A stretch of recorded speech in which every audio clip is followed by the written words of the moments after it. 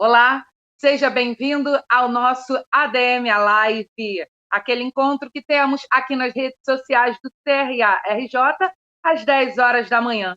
E hoje vamos falar sobre investimentos. Dando um pequeno panorama do que está acontecendo, nós tivemos em março uma queda de 30% da Ibovespa, tivemos circuit breaker, porém, mesmo assim, mais de 220 mil CPFs novos entraram para investir na B3. Por que isso? Ainda vale a pena investir? A gente sabe que sim.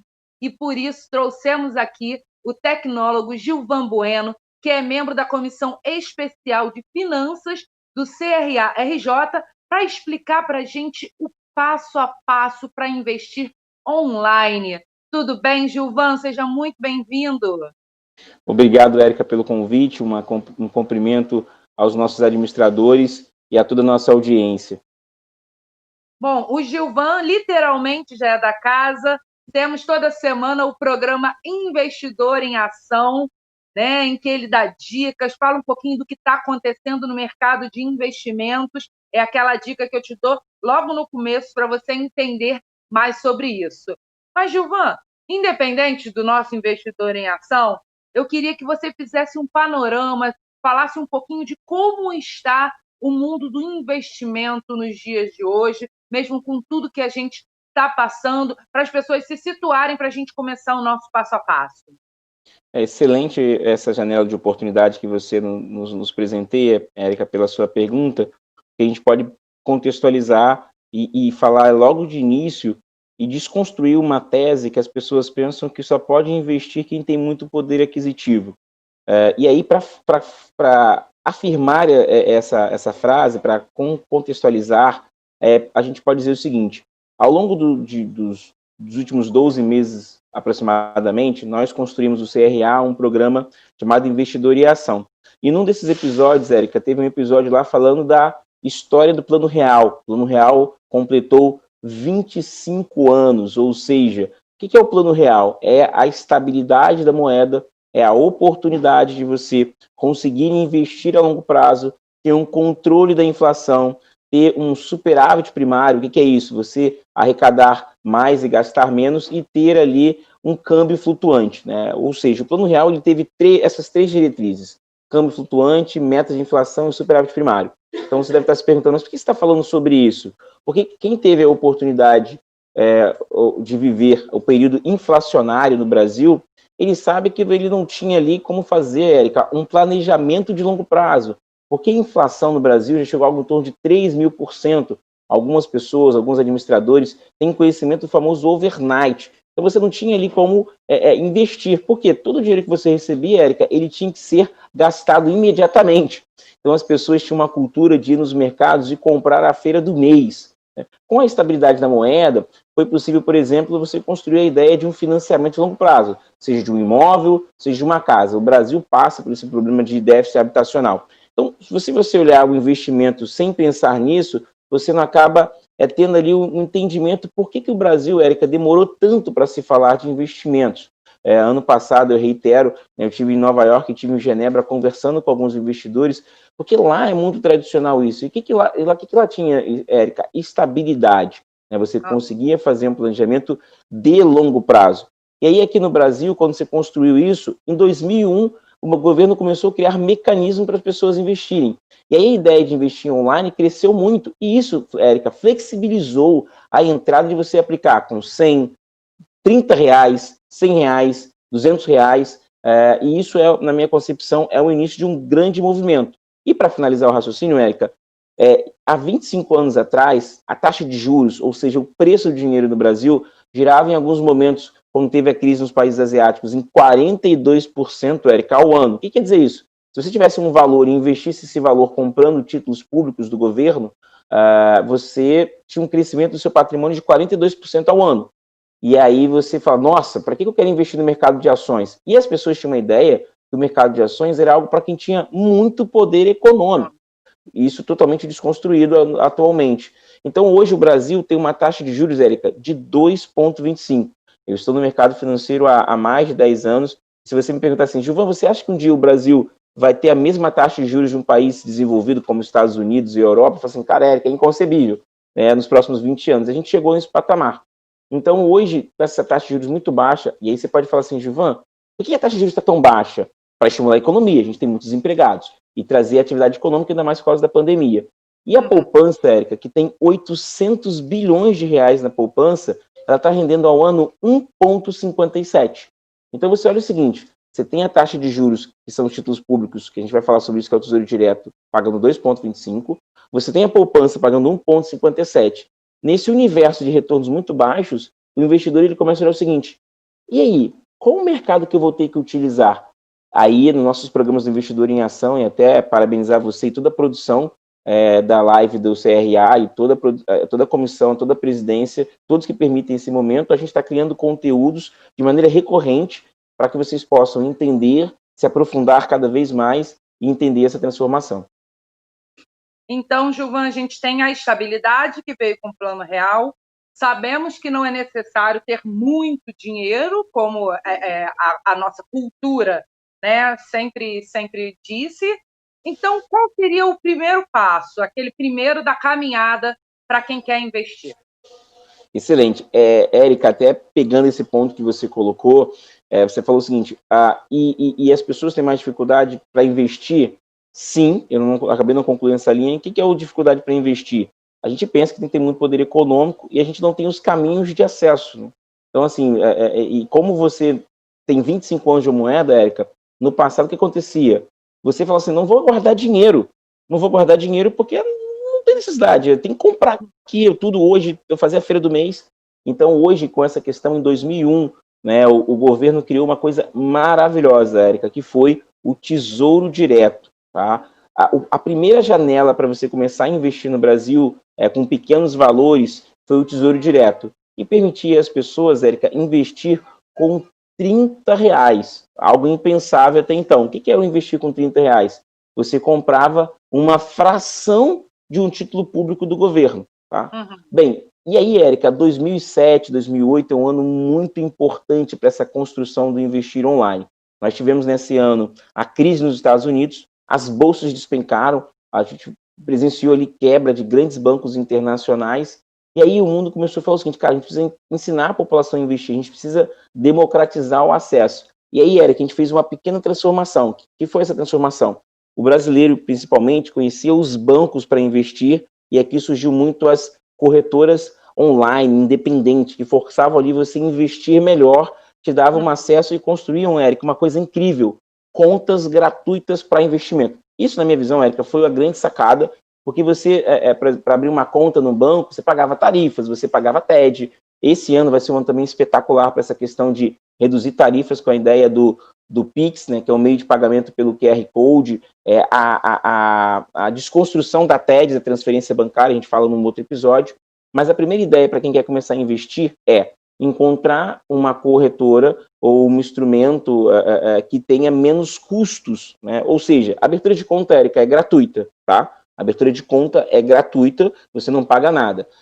E também tem a questão dos bancos digitais, e até os bancos também estão criando contas e você não paga aquela transferência bancária, que nós chamamos de TED. O que é essa transferência bancária? Porque aqui, Érica, começa assim, né? Agora acho que a parte é super importante. Para eu conseguir investir, vamos dizer que seja no Tesouro Direto, que são títulos públicos do governo, eu tenho que abrir uma conta numa corretora. E aí você pode fazer uma pesquisa muito ampla, isso tem diversas casas, a gente não está aqui querendo recomendar nenhuma, mas você pode olhar isso, pesquisar, tá? Aí você abre uma conta nessa corretora. Só que essa corretora, Érica, ela não é como um banco, ela não consegue receber depósito em dinheiro na boca do caixa. O que tem que acontecer? Você tem que fazer uma transferência bancária do seu banco para a corretora. E aí essa transferência bancária, no passado, ela era custosa. Por exemplo, tinha algumas instituições financeiras, Érica, que cobravam R$20 para você fazer uma transferência. Então, o que acontecia? Se você tinha R$100, Érica, e pagava 20 para transferir para a corretora, 20% do seu patrimônio já foi consumido. Então, isso já prejudicava um pouco a sua rentabilidade. Então, hoje, com os bancos digitais e até com a flexibilização de planos para as pessoas que não fazem muitas movimentações financeiras pelos bancos, você faz o seguinte, você pega seu recurso, transfere para a conta da corretora. Pronto, legal. O dinheiro aqui da corretora, você já fez o passo 1. Você já tem um ambiente de negociação para você poder comprar. tanto títulos públicos pelo Tesouro Direto, quanto o mercado de ações. Perfeito. Então, fizemos o passo 1, temos o nosso dinheiro na corretora, escolhi a corretora, estudei, procurei, escolhi a corretora X, né? Então, já tenho dinheiro lá. O que eu vou ver agora? Eu vou investir em Tesouro Direto, vou investir em ações? Como é que é isso?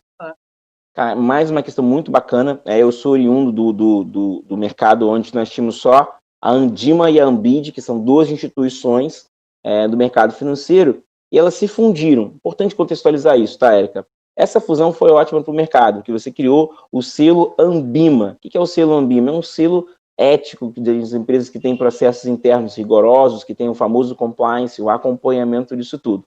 Então, quando você criou a Ambima, o selo Ambima, eles instituíram um termo americano, você vê que, né, vai se adaptando, o mercado brasileiro está super se adaptando às nacionais. Então, ali você fez o seguinte, você criou o API, em inglês é o Suitability, mas aqui a gente meio que criou um termo mais fácil, que é a análise do perfil do investidor. O que é isso, Érica? É um questionário com diversas perguntas girando em torno de risco, retorno e liquidez. Então, esses três campos aqui falam basicamente o seguinte, do risco, retorno e liquidez, que vai definir o seu perfil. E a gente entra em 3 perfis, tá? Conservador, moderado. E cada perfil você vai comprar um tipo de título de acordo com o seu perfil. Por exemplo, se você é uma pessoa que tem muito frio, você vai ter ali um casaco. Se você é uma pessoa que está com muito calor, você vai usar uma roupa mais fresca. Fazendo assim, aqui uma analogia. E se você busca muito retorno, você vai assumir um pouco mais de risco, ou seja, se você busca maior rentabilidade, e esse é o momento do Brasil, e por isso que, Érica, nós estamos presenciando um aumento muito grande de investidores na Bolsa de Valores, porque a maioria dos investidores tem observado o seguinte, eu não quero ficar com o meu recurso rendendo 1,57 ao ano na poupança, que vamos dizer que é o carro-chefe do brasileiro. Então ele aceita o seguinte, olha, eu quero mais volatilidade, então eu vou comprar produtos que me vão permitir isso, que vão me dar mais retorno, mas também vão ter muita volatilidade. Volatilidade é aquela variação nos preços, é aquela montanha-russa do dia a dia que acontece por decisões macro ou microeconômicas. E aí, Érica, um ponto importante. Segundo o API, que é uma regra da CVM, que é a Comissão de Valores Imobiliários, é um ponto importantíssimo. 2 observações importantes. Todo investimento ele deve ser atrelado ao seu CPF. Todo investimento deve ser atrelado ao seu CPF. E esse órgão que você está transferindo os recursos, ele tem que ser autorizado pela CVM. Uma das minhas grandes preocupações, Érica, é essa questão de pirâmides financeiras, que são aquelas pessoas que prometem muita rentabilidade, e o brasileiro está olhando muito para isso, e aí você acaba negligenciando a ideia de tipo, olha, esse órgão é registrado na CVM, essa instituição é credenciada pela CVM, é fiscalizada, e os recursos eles sempre devem entrar no seu nome. Então, quando você abre a conta na corretora, tá? Essa corretora ela tem lá o seu CPF cadastrado e ela só vai receber recursos, muito importante isso, tá, Érica, do seu CPF. Não vai receber recursos de um CNPJ diferente, de outro CPF diferente, tá? Então, depois que você faz o passo de abrir a conta na corretora, você define o seu perfil. Quando você define o seu perfil, você começa a comprar títulos. E aí, Érica, a divisão aqui é importante.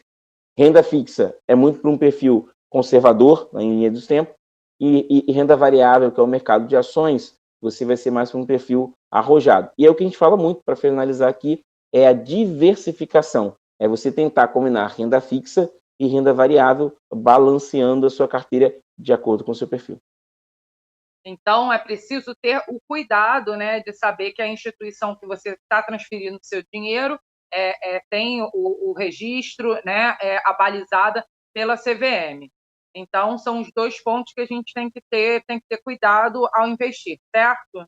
Certíssimo. Tá. Então, agora vamos para essa escolha. Ações, né, renda fixa ou renda variável. Como escolher? Como a pessoa que está começando agora ela vai ficar olhando assim? O que eu faço agora, Gilvan? Bem legal. Bem, primeira ideia é o Warren Buffett, que é um grande investidor americano, um dos top 5 mais ricos do mundo, começou a comprar ações aos 12 anos, já falei dele em programas anteriores, para quem quiser se aprofundar, para quem gosta de literatura, tem um livro dele que é A Bola de Neve, para quem gosta de filme, tem um documentário que está no HBO e também está disponível no famoso YouTube, que é o Welcome Warren Buffett, né? Que é como Becoming Warren Buffett, que é como nascer Warren Buffett, é um documentário explicando a vida dele. Por que eu estou falando sobre ele? Ele tem uma regra muito legal que ele fala o seguinte: a primeira regra do investimento é você não perder dinheiro.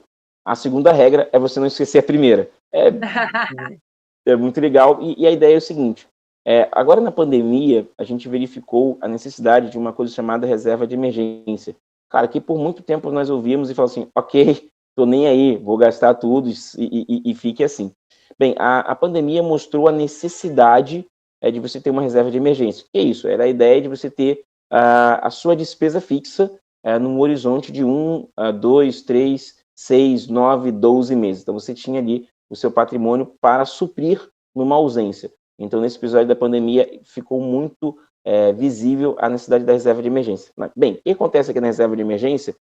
Aqui acontece o seguinte: quando você vai criar essa carteira de investimentos, a primeira ideia é que você tenha um pedaço da sua reserva de emergência construída e sem volatilidade. Então, não adianta você comprar, por exemplo, algumas pessoas até destacavam isso, fundo imobiliário. E o que acontece? Vamos dizer que você tem um patrimônio de 100%, vamos dizer um patrimônio vou botar aqui 10 mil reais ou 20 mil, vamos botar tipo 100 mil reais, que é um número grande, eu consigo diferenciar, mas você pode adaptar para a sua realidade econômica.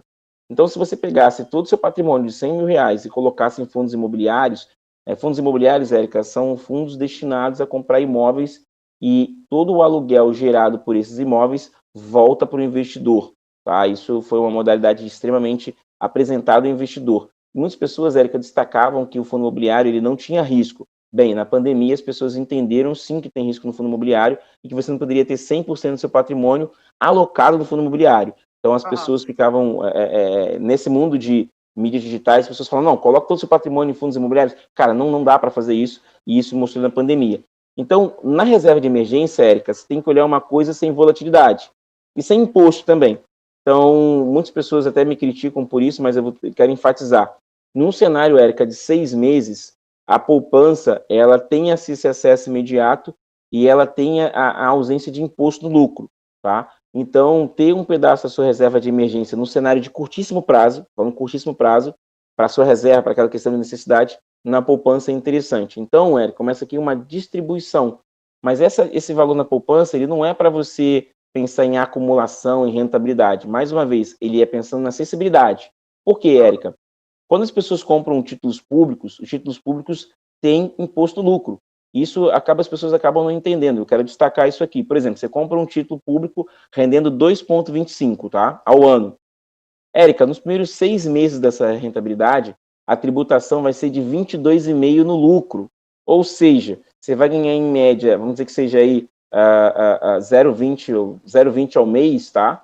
Desse 0,20 ao mês, Érica, 22,5% vai ser imposto. Então, se você tem uma reserva de emergência olhando títulos públicos, você vai pagar o imposto no primeiro momento.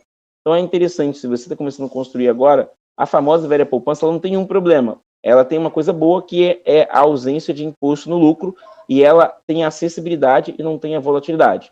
Então, depois que você faz reserva de emergência, Érica, aí começa uma coisa muito legal. Aí você começa para rentabilidade. Então, você já começa a olhar para fundos de investimento, você começa a olhar para o mercado de ações, você começa a olhar para os fundos imobiliários, por quê? Você tem a reserva, Érica. Então, independente do seu plano que seja o mais mirabolante possível, sempre pense na reserva de emergência e na liquidez. O que é liquidez, Érica? É acessar o recurso fácil. Por exemplo, eu tive um caso aqui na consultoria de uma pessoa que, olha, não, eu botei todo o meu recurso num produto que eu ia ter o resgate daqui a 90 dias. Ou seja, veio a pandemia, Érica, essa pessoa tinha recurso, mas ela não poderia sacar o dinheiro, porque ele só estaria disponível daqui a 90 dias. Então, por maior que seja a rentabilidade, a reserva de emergência é super importante. Então, mesmo que seja um investimento de tiro curto, digamos assim, né, de 90 dias, é importante sempre ter lá resguardada a sua reserva de emergência para tirar amanhã, se houver necessidade. É o que a gente chama de resgate D0 ou D1. Isso é muito importante, porque, por exemplo, aí as pessoas, até para a gente ter um confronto aqui dessa ideia, tá bom, então você acha que o mercado de ações, Érica, vai subir, né? Então você pega todo o seu patrimônio e fala, mas eu não estou preocupado com a reserva de emergência, eu vou comprar a ação de uma empresa muito boa. né, que paga, que distribui dividendos, que é uma marca líder do mercado, e aí você fala, não, vou comprar tudo aqui. Érica, no dia seguinte, o mercado tem uma notícia negativa e a ação cai. Por exemplo, nós presenciamos agora, Érica, a ação da Via Varejo, né, essa questão de e-commerce, ela saiu ali em março de R$4, a semana passada bateu R$22, tá? E aí o investidor falou assim, nossa, Via Varejo continua subindo, eu vou comprar, não quero fazer reserva de emergência, acho que tem nada a ver, eu quero botar tudo em ações, porque eu quero dobrar o meu patrimônio amanhã, não é? Bem, a Via Varejo, ela acaba sendo penalizada e a ação cai tipo 8% no dia, então você perdeu o patrimônio, então você vai ter que trabalhar agora quase 12% para recuperar a parte perdida, entendeu? Então essa reserva de emergência é super importante. Beleza. Temos a corretora, colocamos o dinheiro, está tudo certo com a CVM, escolhemos o Tesouro Direto, já fiz a minha reserva de emergência. E definiu o perfil, né? Hã? E definiu o perfil. Defini o perfil. Vou fazer o Tesouro Direto que eu estou começando agora. Então você é conservador. Conservador. Excelente. Vamos começar com conservador. Ótimo, eu estou começando agora, já tenho o meu dinheirinho lá na poupança para qualquer eventualidade. Vou investir no Tesouro Direto. O que eu preciso prestar atenção, o que eu devo fazer e a partir de quanto eu posso investir? Excelente. Primeira coisa a gente chama de alocação de recursos, é olhar a ideia assim, 90-10, 80-20, 70-30. Uma pessoa conservador, em linhas gerais, ela começa basicamente com 80-20. O que é esse 80-20? 80% num produto sem volatilidade, sem risco de crédito. O que é um risco de crédito? É você ter ali um calote, tá? E 20% normalmente esse investidor ele gosta de olhar para a questão de buscar mais retorno. Tem alguns investidores, Érica, que olham 90-10. 90% muito renda fixa e 10% só algo com volatilidade, tá? Bem, quando ele entra lá no Tesouro Direto, Érica, que é a renda fixa, ali para você começar o passo a passo de maneira bem conservadora, você vai presenciar o seguinte, 3 tipos de títulos, tá? Títulos atrelados à inflação, títulos pré-fixados e títulos atrelados à Selic. Títulos atrelados à inflação, eles falam de uma coisa muito importante, que é o juros reais. O que é os juros reais, tá? É o seguinte, Érica, em 2016, mais ou menos, a taxa de juros no Brasil era 14%. Você fala assim, nossa, Gilvan, que maravilha, né? Ou seja, se você tinha ali 100 mil reais e você aplicasse, você ia ganhar no final de um ano 14%. Só que tem um ponto que as pessoas esquecem, que é descontar a inflação, que é o que nós chamamos de taxa real, que é o seguinte, 14 menos 10 é 4. O que é esse menos 10? É que a inflação do período foi 10%. Ou seja, na verdade, você não ganhou 14, você ganhou 4, porque a inflação ela tira o seu poder de compra.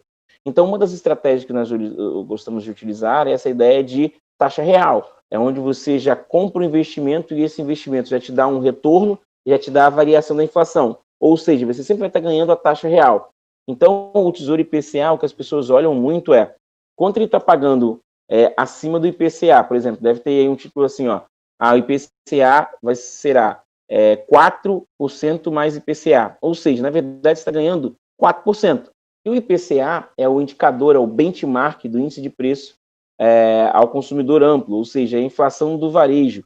Isso é um tema que nós temos lá no nosso curso também, que nós celebramos recentemente, os cursos de formação no mercado financeiro, CPA 10 e CPA 20, que é um dos cursos que a gente tem aqui no CRA, quando era o mundo físico, agora a gente está pensando aqui isso no mundo online.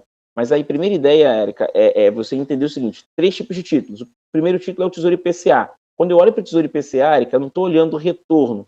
Na verdade, eu estou olhando o meu ganho real, é o meu ganho acima da inflação. Por exemplo, vamos dizer que a inflação no Brasil hoje seja 1,57 ao ano, tá? Então, quem tem dinheiro na poupança, Érica, ele está recebendo zero. Você fala assim, mas Givan, como assim zero? Porque, na verdade, você ganha 1,57 de retorno. Mas se a inflação é 1,57, no final você tem zero. É por isso que as pessoas, o número de investidores na B3 subiu em março, porque quando as pessoas perceberam que os juros iriam cair, eles falaram assim, o que eu tenho que fazer? Eu tenho que comprar participação em negócios que me dêem um retorno acima da inflação. Isso é o primeiro ponto. Então, no tesouro Direto, dos 3 títulos, cada título tem uma estratégia, tá? Então, Tesouro IPCA, ele busca taxa real. Tesouro pré-fixado, você já começa sabendo quanto você vai receber.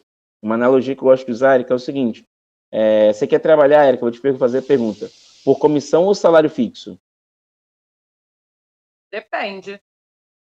Depende. Se a comissão depende do valor da comissão. Você não vai ter salário nenhum, você vai ter só a comissão. Então, eu prefiro o salário fixo. Excelente. Isso é o tesouro pré-fixado. Tesouro pré-fixado, Érica, você já começa sabendo quanto você vai receber. Para você ter ideia, na época da pandemia, ali em março, os títulos chegaram a ter uma rentabilidade de algo em torno de 9,80 ao ano. Tá? E aí você fala assim, mas a Selic está 2,25. Então, você comprou um título com 9,80 ao ano. Maravilhoso, né? Então, assim, aconteça o que acontecer, você vai ganhar 9,80. Você vai falar assim, mas Gilvan, a Selic não está 2,25? Como é que eu vou ganhar 9,80? É porque você comprou um título pré-fixado, ou seja, você já sabia quanto você ia receber. É muito parecido com a sua escolha. Você já sabe ali que, independente do que acontecer, você vai receber 9,80. Então, isso é legal. Aí você pode fazer uma segunda pergunta. Gilvan, mas esse tesouro pré-fixado não está descontado a inflação? Não, não está. Então, mesmo que seja 9,80, você vai precisar descontar a inflação do período. Vamos dizer que seja 2%. Então, na verdade, você vai ganhar 7%. E se a inflação for 9%, Érica, você vai ganhar a taxa real zero. Perceba, cada título tem uma estratégia. Enquanto no Tesouro IPCA nós olhávamos ali a ideia de um ganho real, no Tesouro pré-fixado eu já olho o tipo, quero uma rentabilidade bruta alta, independente da inflação. E por último, Érica, você tem o Tesouro Selic, que é como você falou anteriormente na pergunta que eu te fiz, independente do que acontecer, eu recebo a taxa do momento. Então, o que quer dizer isso, tá? Se você tivesse comprado lá em 2016 um Tesouro Selic, você não ia ganhar o 14 daquela época, você vai ganhar o 2,25 de hoje, por exemplo, tá? Então, o Tesouro Selic, ele acompanha a taxa de juros ao longo do tempo. Então, se a taxa de juros subir, ele é ideal, porque ele acompanha altos juros subindo. Se a taxa de juros cair, ele também vai ter a sua rentabilidade decrescendo. Então, cada título tem uma estratégia de alocação. Eu acho isso incrível, é um pouco complicado para as pessoas que não têm esse conhecimento, e aí no momento que a gente fala o seguinte, não entendo nada de tesouro direto, não quero comprar isso, não sei como faz, vou comprar um fundo. E aí você também, Érica, é muito legal, você vai ter um fundo atrelado ao IPCA, que é o índice de inflação, um fundo atrelado ao pré-fixado e um fundo atrelado à Selic. Então, interessante conhecer esses 3 pontos, né? Saber o que os prós e contras, para aí definir o seu investimento. Excelente, é isso aí. Tesouro direto é basicamente isso. Legal que você pode começar, Érica, com R$30. E qual é o tempo, o período mínimo que você tem que ficar com o título? Excelente pergunta mais uma vez. Cada título tem uma data de vencimento. A gente chama isso tecnicamente de duration, que é o prazo de duração, mas trazendo aqui para o mundo mais investidor iniciante, basicamente você tem que ter ali um momento exato para você saber se você vai levar o título até o vencimento ou não. Por que eu estou falando isso, tá, Érica? Tem alguns títulos, por exemplo, atrelado à inflação, que vencem em 2050, 2035. Então, às vezes, quando você fala para o investidor, ele fala, nossa, mas vou levar isso tudo? Não, às vezes tem janela de oportunidades que você consegue sair antes do período. E você pode sair, tá? O Tesouro Direto, ele tem negociação todos os dias. Um ponto importante, ele acabou de tirar o seu custo, que era uma coisa chamada como taxa de custódia. O Tesouro Direto zerou a taxa de custódia para estimular cada vez mais as pessoas a investirem. Então, assim, esse tempo médio, Érica, depende do seu planejamento, do que você está buscando. Por exemplo, se você busca uma estratégia de acumulação de patrimônio, você não vai precisar nunca resgatar. Se você busca uma questão de oportunidade de curto, médio e longo prazo, aí você vai ter que, por exemplo, entender um pouquinho mais para saber quando você sai, quando está mais atrativo ou não. Então, depende da estratégia, do plano que o investidor está buscando. Então, quem busca, por exemplo, a acumulação no longo prazo, ele não olha para isso, não. Então, esse é um ponto super importante de destacar. Entendi. Gilvan, a gente teve uma pergunta aqui no Instagram, do Joanderson Luiz. Ele está perguntando se seria melhor a poupança ou deixar no Nubank, que rende 100% do CDI. Primeiro, Olha a grande pergunta difícil para você. Ótimo. Joanderson é um amigo querido, nosso primeiro investidor intelectual. Tenho um prazer até de receber a pergunta, sempre conosco aqui, esteve comigo em Salvador, um grande profissional do mercado financeiro. Fico muito honrado em ter sua participação aqui. Um abraço para Joanderson e todo o nosso público lá de Nova Iguaçu. Bem, a pergunta é muito legal, Érica, e ela abre uma janela de oportunidade incrível para esclarecer um ponto. Hoje, no mercado brasileiro, a gente tem uma discussão que é a seguinte, Érica: que é 100% do CDI, tá? A maioria das pessoas, Érica, é super... vou ser cuidadoso nas palavras. A maioria das pessoas ficam com bastante dúvida nesse momento. E quando eu falo 100%, parece assim, caraca, é 100% de algo incrível. Mas, na verdade, Érica, o 100% quer dizer o seguinte, a taxa do mercado é 0,20, tá bom? Então, o que acontece? Se você multiplicar, vou arredondar a conta, tá? Mas se você multiplicar 0,20 por 12 meses, você vai bater a meta do ano, que é 2,25. Eu arredondei o número, tá? É um pouquinho menor que 0,20. Então, quando eu falo, na verdade, para você assim, Érica, é 0,20, na verdade, não é 0,20. Você escuta o seguinte, é 100% do CDI. Tá claro? Então, quando eu falo 100% do CDI, eu estou tentando dizer o seguinte, é 0,20 ao mês. Só que o que você prefere ouvir, Érica? 0,20 ou 100% do CDI? 100% do CDI? 100%. Gente, 100%. 100%, né? Isso é legal. E aí o 0,20 que essa instituição está oferecendo, João Anderson, é 0,20. Aí eu vou fazer a pergunta, tem imposto no lucro? Tem. Então, o 0,20 com 22,5 de imposto vai dar 0,16, 0,15. Então, acaba que a poupança, num cenário de curtíssimo prazo, um horizonte de 6 meses, a poupança acaba ganhando, porque a poupança... O que acontece, Érica? Quando eu compro o Tesouro Direto, existe uma coisa importante que é a tributação no lucro, tá?